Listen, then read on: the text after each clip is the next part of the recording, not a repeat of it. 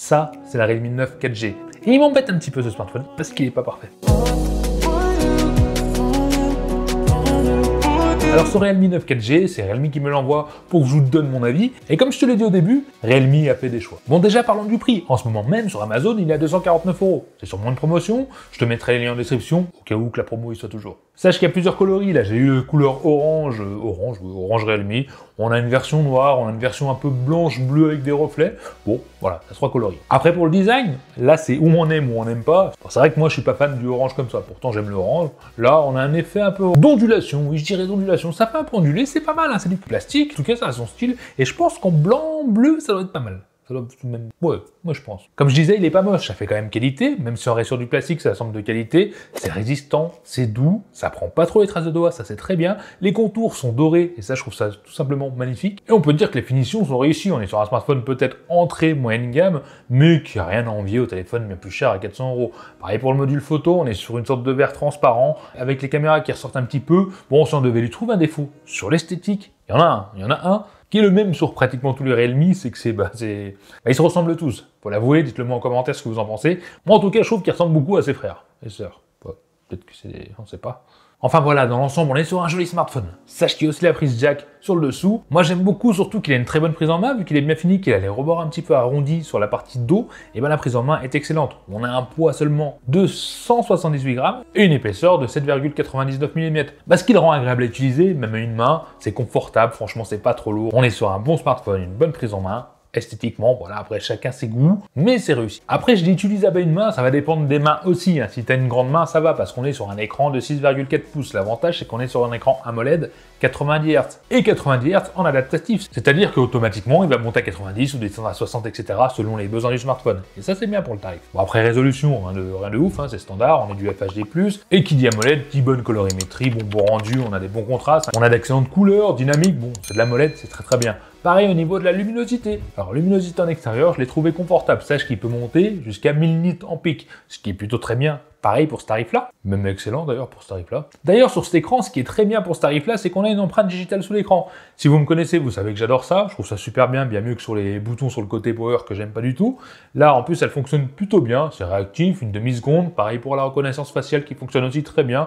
En tout cas, jamais de problème pour le déverrouiller. Quoi qu'il arrive, ça fonctionnait. Mais maintenant, parlons un peu de la fluidité de la navigation, parce qu'on reste sur un smartphone pas vraiment cher, et généralement, c'est là où ça vient un peu freiner, c'est au niveau de la fluidité du smartphone, ou alors de la photo. Mais ça, on en parlera après. Pour ce qui est de la navigation, etc., oui, Realme a fait un bon smartphone aussi, il fonctionne très bien. Réseaux sociaux, TikTok, Instagram, etc., navigation, ça va, ça fonctionne, c'est fluide, c'est agréable avec l'écran de 90 Hz, j'ai pas ressenti de problème, l'écran réagissait bien, pas de latence, multitâche, rien à ajouter, ça fonctionnait bien. Faut savoir qu'on est sur Android 12 avec la dernière version de chez Realme, je sais plus le nom, One UI, je crois que c'est One UI, je sais plus, éclairez-moi en commentaire si vous voulez. En gros, on est sur du Oppo ColorOS, sur du Realme, avec quelques options supplémentaires de chez Realme. Alors tu peux prendre ton rythme cardiaque avec l'empreinte digitale, tu as aussi la possibilité de partager l'audio avec un casque Bluetooth et un casque en jack, et tu vas retrouver aussi toutes les autres options que tu retrouves d'ailleurs chez Oppo, donc l'écran scindé, la fenêtre flottante, etc. Bon, ça reste une ROM magnifique, moi j'adore, donc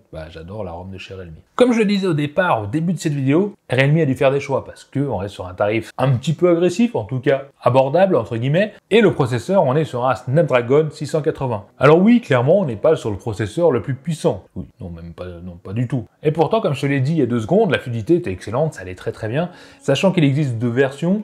Là, j'ai la version 8 Go de RAM, 128 Go de stockage, mais tu as aussi la version 6 Go de RAM. Tout ça est extensible. En gros, ça va venir piocher dans ton stockage et transformer ça en mémoire, et tu pourras monter jusqu'à 13 Go de mémoire, de RAM. Attends, je recalcule 8 plus 5. Ouais, c'est ça, ça fait 13. Oui. Et ce processeur-là, veut dire un smartphone 4G. Voilà, il existe aussi en 5G. Je t'en parlerai juste à la fin de cette vidéo, te dire la différence. Mais voilà, ce processeur-là, on est sur du 4G. Sache que tu peux mettre 2 nano SIM 4G et en plus une carte SD. Mais c'est pas parce qu'il a un processeur pas forcément très puissant qu'il fera pas tourner les jeux. Alors tous les jeux simples, à Candy Crush, etc., c'est une merveille. Les jeux 3D, écoute, graphique minimum, il fait son travail, il chauffe pas trop, ça reste fluide, ça reste agréable à jouer avec cet écran AMOLED. En tout cas, moi ça m'a convenu. Le seul petit truc, le seul petit bémol qui m'a gêné, c'est que Realme a mis un son mono. Alors oui, pour moi c'est un petit que j'aurais aimé avoir un son stéréo, surtout que le son, bon...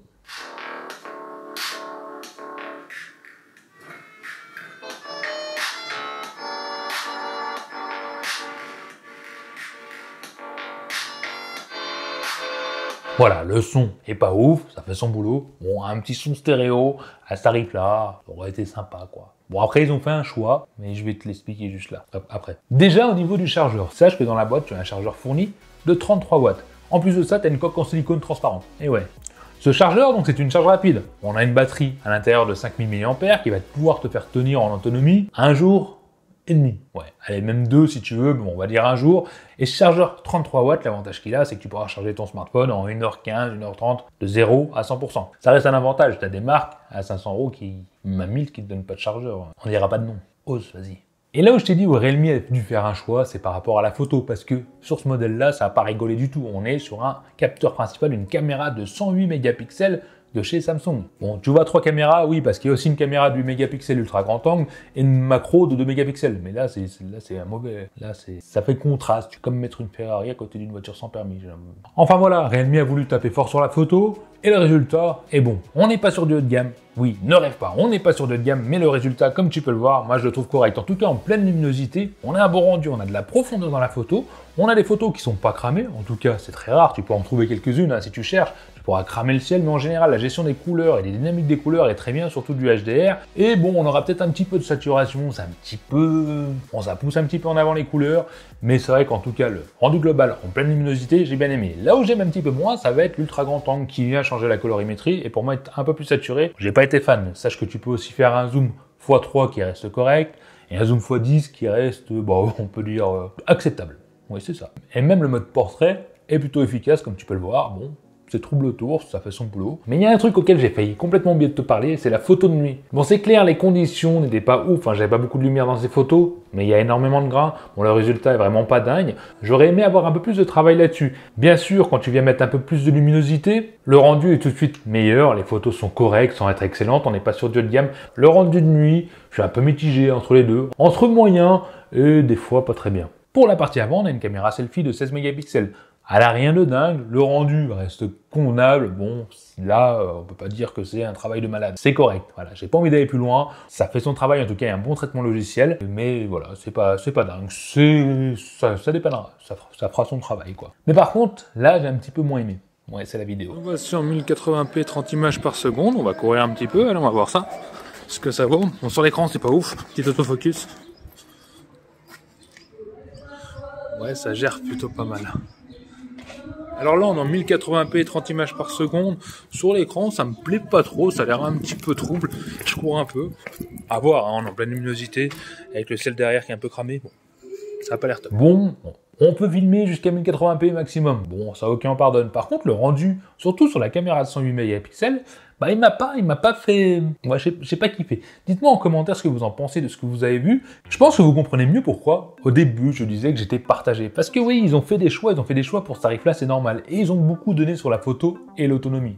Et aussi la finition qui est jolie, même si le design est très ressemblant des autres. Mais c'est clair que ce smartphone ne sera pas fait pour tout le monde. On n'est pas sur le truc méga ouf de qualité-prix avec les plus gros processeurs, avec les plus gros machins. Non, là on est sur un smartphone équilibré, qui a des belles photos, qui pourra dépanner, qui fonctionne très très bien pour les jeux, pas très puissants. Pour les réseaux sociaux, etc., ça va très bien. Comme je te l'ai dit, tu pourras faire des photos convenables, en tout cas des belles photos, faut l'avouer pour ce tarif-là. Mais le choix le plus dur pour moi, ça va être de choisir ou le 4G ou le 5G, parce que le 5G, on va se dire généralement c'est mieux. Oui, en plus il a un plus gros processeur, on est sur Snapdragon 695. Mais le 5G est un écran LCD. Le 5G a que 4 Go de RAM, c'est la version 6, je crois. Et le 4G propose un 108 mégapixels, qui se débrouille bien, alors que le 5G propose un 50 mégapixels.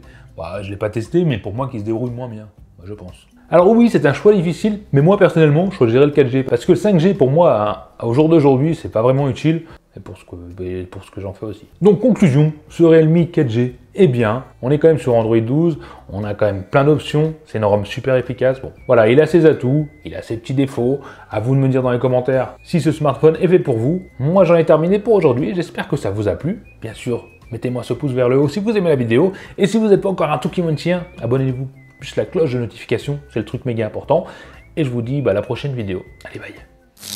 Allez, à vous, t'as aimé la vidéo. Lâche-moi un petit commentaire en dessous pour me dire ce que t'en penses. Abonne-toi, sinon tu seras marabouté par les yeux de tout qui want chien toute ta vie. Viens vite me rejoindre sur les réseaux sociaux et mate ma dernière vidéo juste ici.